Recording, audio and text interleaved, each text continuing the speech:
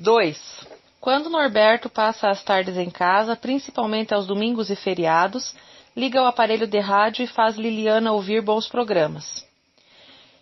Quer que seus ouvidos se habituem com música fina, mais tarde vai comprar-lhe um piano. Se ela não quiser aprender a tocar, pergunto. Por que não há de querer apreciar o que é bom, sendo nossa filha? Pergunta orgulhoso. O meio ambiente exerce poder extraordinário nas criaturas, e você sabe disso, Constança. Está tão longe o dia de comprarmos um piano para a menina que concordei plenamente. Hoje, sábado, Norberto passou a tarde sentado na cadeira de balanço. Liliana no colo e ao lado do aparelho de rádio. Fez a criança ouvir todo o concerto de Mendelssohn, embalando-a devagar. Preparei a mamadeira e voltei à sala. Enquanto a menina tomava leite, Norberto disse-me que ela prestou atenção desusada ao concerto, principalmente ao solo de violino. Creio que ela vai ser musicista. Quem sabe vai ser notável? Falou Norberto pensativo. E tocará nas grandes cidades e ficará célebre, respondi. E a crítica do mundo inteiro escreverá elogiando a senhorita Liliana Dourado, continuou Norberto. Nós ficamos tontos de orgulho. O que nunca consegui, Liliana conseguirá. Educação musical. Maravilhoso, respondi. Mas enquanto não chega esse dia, ela vai dormir, retorqui. O médico não quer que ela durma no colo. Como se percebesse o que falávamos, a criança olhou-nos e esboçou um sorriso. O pai voltou-se todo contente. Veja bem agora os olhos dela. Não são de cor de violeta?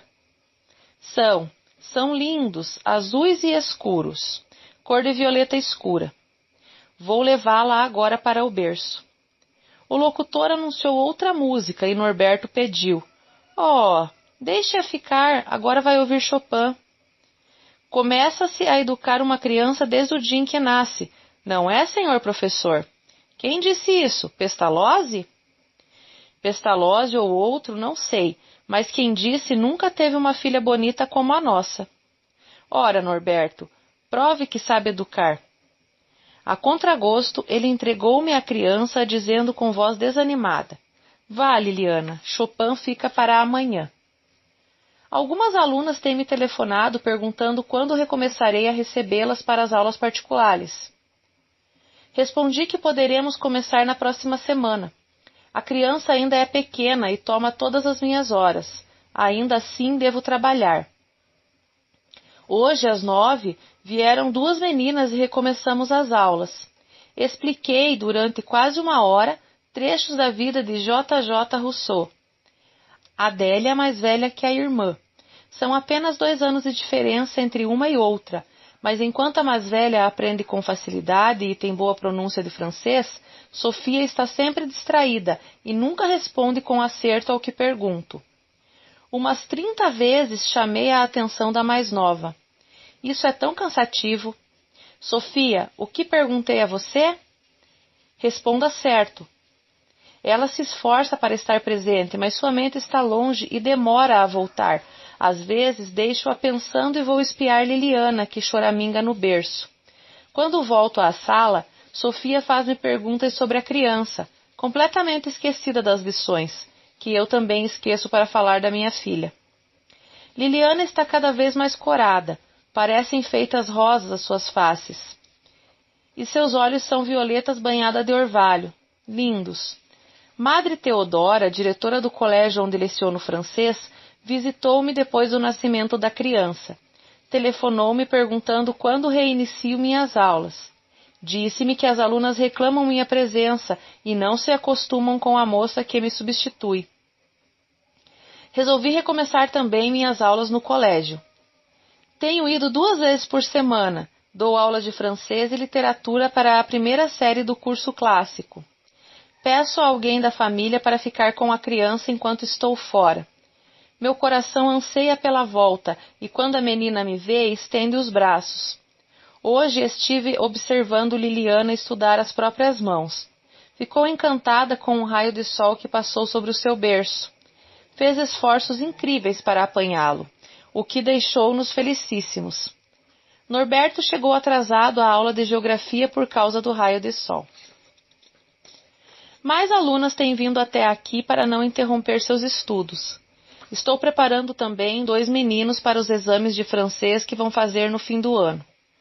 Todos, quando chegam, perguntam pela menina e, antes de sair, vão dizer-lhe um adeuzinho de longe com as mãos. Ela cresce depressa. Levamo-la ontem ao médico, que achou esplêndida, com mais peso do que a tabela. Norberto e eu nunca trabalhamos tanto. Às 7h30 chega a minha primeira aluna.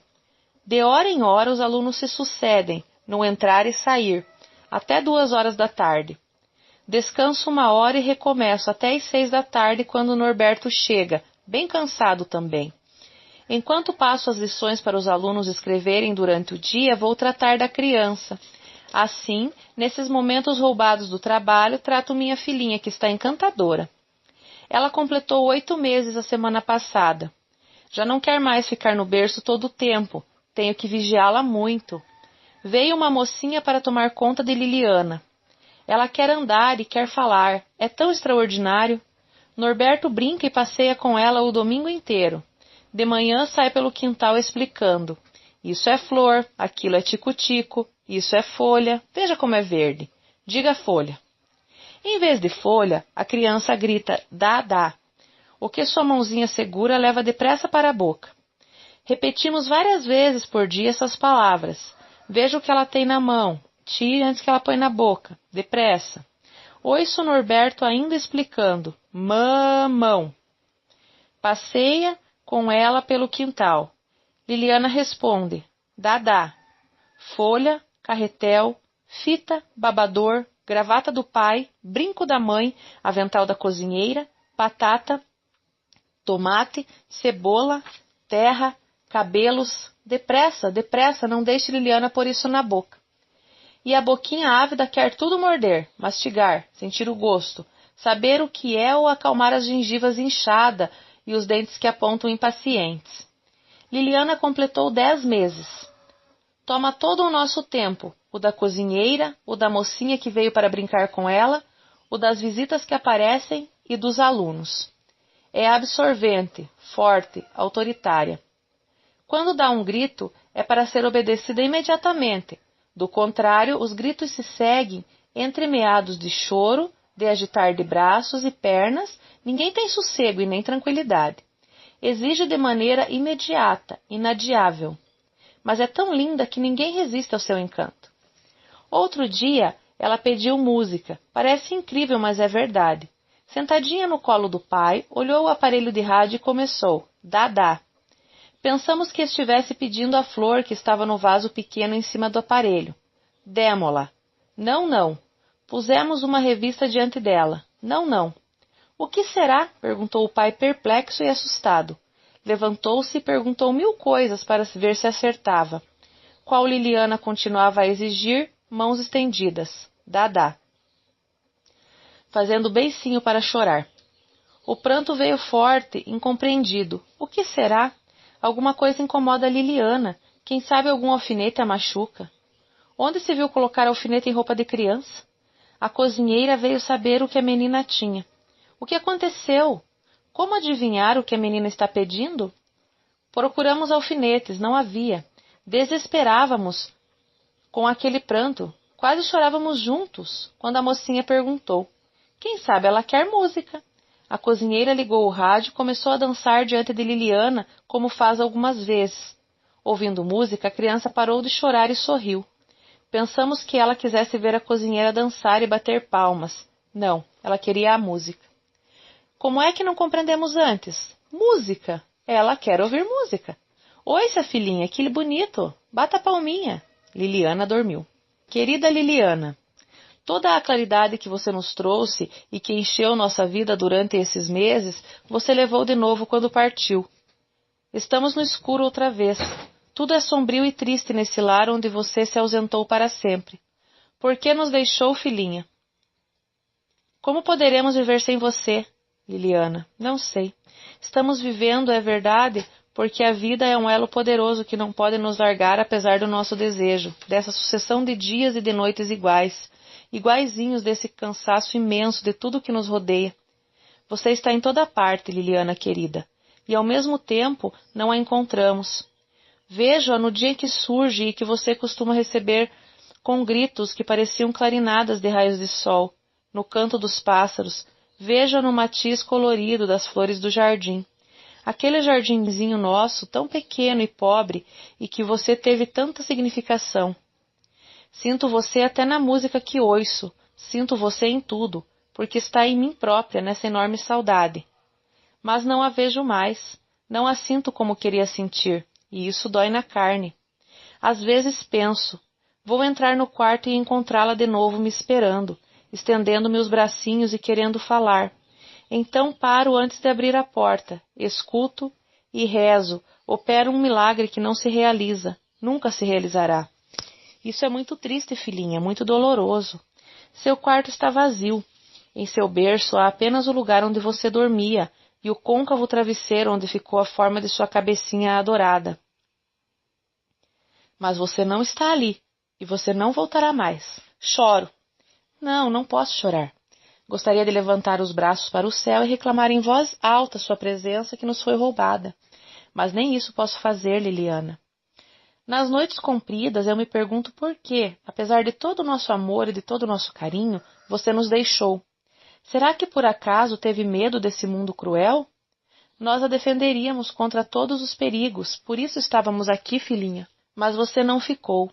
Ouço ainda seus gemidos, fraquinhos, vejo seus olhos no vazio da morte, a me procurar pelo quarto como se quisesse me deixar uma mensagem para sua pobre e infeliz mãezinha. E o pranto amargo de Norberto, tão desesperado de causar pena. Como posso escrever nessa fria folha de papel? Como o lápis pode correr, sereno, e a mente funcionar? Poderia colocar aqui apenas essas palavras: Liliana morreu. Ou se eu estivesse escrevendo um romance e quisesse narrar um feito dramático, contar a morte de uma menininha chamada Liliana. Mas isso é tão monstruoso, tão absurdo, que me parece estar escrevendo a respeito de outra criança e não de nossa filha. Mas trata-se de nossa filhinha realmente. A alegria da nossa vida, o nosso anjo tão ternamente amado, voltou para o céu. Diante disso, as outras ocorrências tornam-se mesquinhas, infinitamente insignificantes. Até hoje, 5 anos depois, não posso escrever exatamente o que sucedeu. Não sei. Lembro-me de que ela completou 1 ano. Bem, isso eu me lembro. E que dias depois teve febre e chamamos o médico. Um ligeiro resfriado. Isso não é grave, falou o médico, pois a criança nunca tivera doença alguma. Em 12 meses de vida. Era forte. Começamos a tratá-la e não a deixamos um só instante. Mas foi tão breve, tão breve. Vejo-a ainda, os olhos febris, o peitinho chiando como se tivesse cigarras lá dentro a pronunciar a primavera, e as mãos quentes, muito quentes. Por que essa febre tão alta? Perguntou Norberto. Lembro-me bem. Passamos metade da noite vigiando-a. Depois Norberto disse que eu fosse deitar e ele ficaria com a menina. Perguntei. Você não acha esquisito o olhar de Liliana? Debruçamos os dois sobre a caminha, sem atinar por que um simples resfriado a deixara assim, tão prostrada, o olhar como sem luz interior. Não havia comunicação entre ela e nós, como seus olhos não transmitissem mais vida, e ela, que possuía o olhar tão vivo, tão cintilante. Agora pareciam olhos de boneca, isso mesmo, 2 continhas claras e fixas. Um pressentimento sufocou-me a garganta. Gritei. Norberto, ela não está enxergando. Ela não nos vê. Foi como se eu o tivesse apunhalado. Debruçou-se mais, tomado de intenso desespero. Não fale assim, pode assustá-la. Não, não. Repetiu a negativa muitas vezes, como a se convencer a si próprio. Mas a verdade era outra. Continuaram imóveis aqueles maravilhosos olhos cor de violeta, e a luz que coava nas pálpebras era opaca, como se tivesse interposto uma sombra escura entre ela e nós. Daí em diante, pouco posso lembrar. Vejo Norberto passeando pelo quarto, já de madrugada, chorando e dizendo: Liliana nos braços, meu anjo, meu anjo. Depois a visita da Madre Teodora sob aquela espécie de touca branca muito engomada, vi-lhe os lábios balbuciando palavras incompreensíveis. Mais tarde, a voz em meu ouvido pronunciando: muito amados de Deus. Deus está convosco. Mordo os lábios para não responder. Não compreendo, não compreendo. Sinto-me desarmada diante da dor. Não encontrei mais consolo e nem paz. Madame Platier me disse sempre: vejo-a tão confiante, tão crédula enfrentando esse mundo mau. Ma pauvre filet. Revejo a figura severa de minha mãe dizendo: era linda demais para viver. 5 anos. Ainda ouvimos o eco das nossas próprias palavras. Ele repete e vai desvanecendo em nossos cérebros dias e noites sem fim.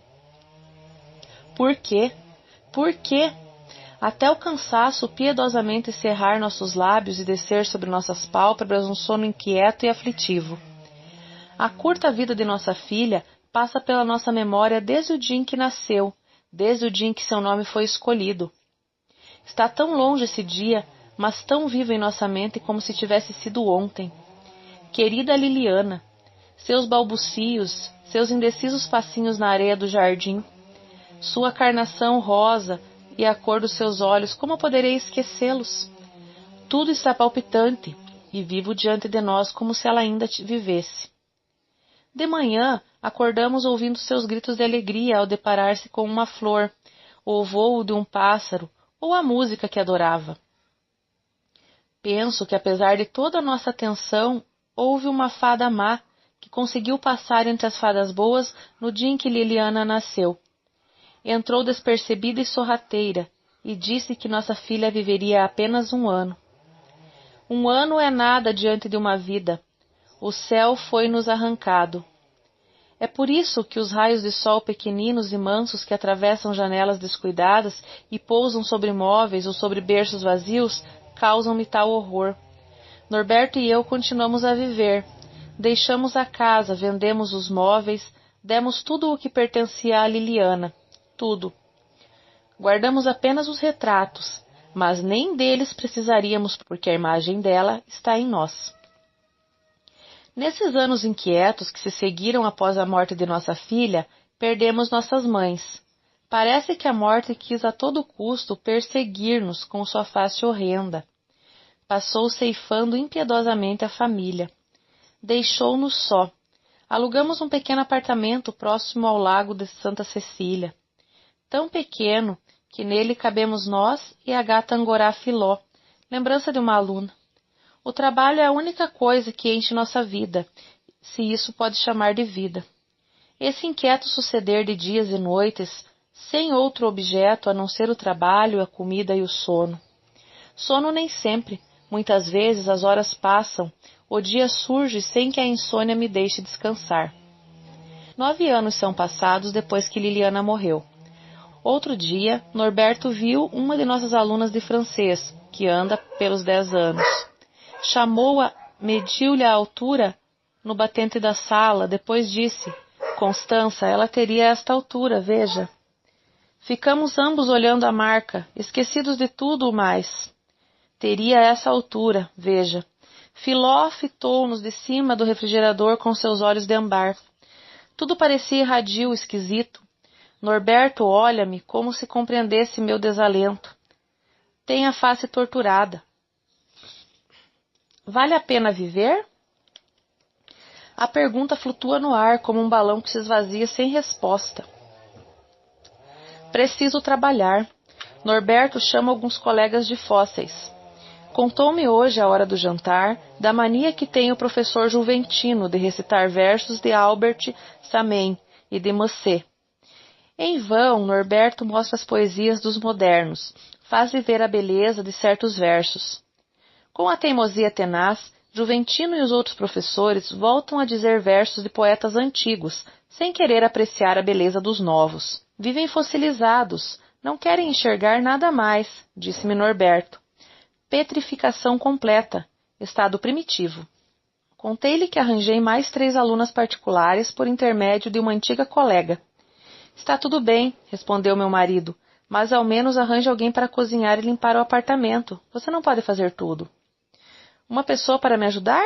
Perguntei. Repare no tamanho da nossa morada. Essa criada não terá onde ficar. A única peça um pouquinho maior é a sala de jantar. Nosso quarto é a sala de estudos durante o dia e na cozinha só cabe uma pessoa. Decididamente, uma empregada aqui é demais. Uma menina apenas para ajudar a atender a porta, lavar os pratos, disse Norberto. Uma mocinha que venha de manhã e vai embora depois do jantar. Vou pensar, falei. Acho graça em Madre Teodora. Vemo-nos todas as vezes que vou ao colégio onde leciono 3 vezes por semana. Madre Teodora tem por mim carinhos de irmã mais velha. Interessa-se por nossos projetos e pergunta sempre quando começaremos a nossa casa. Vive a dizer que devemos construir nossa futura casa, então fala durante longos minutos sobre o bairro que gostamos mais, o jardim que haverá em frente à nossa casa, a aposentadoria. Percebo a sutileza de Madre Teodora, profundamente humana, sabendo o que sofremos, mostra-nos um objetivo, faz-nos ver que o trabalho é lenitivo e fala desses projetos com entusiasmo, como se também tomasse parte deles. Ao vê-la tão solícita e amiga, cito-lhe um pensamento que li a algures. Ser bom é melhor que ser sábio, que ser rico que ser afortunado. É a felicidade mais segura entre todas. Ela ouviu e perguntou-me com certa dúvida. Acha que sou boa? Feliz tenho certeza de que sou, mas boa não creio. Perde-se a paciência tantas vezes. Pergunte às meninas se me acham bondosa.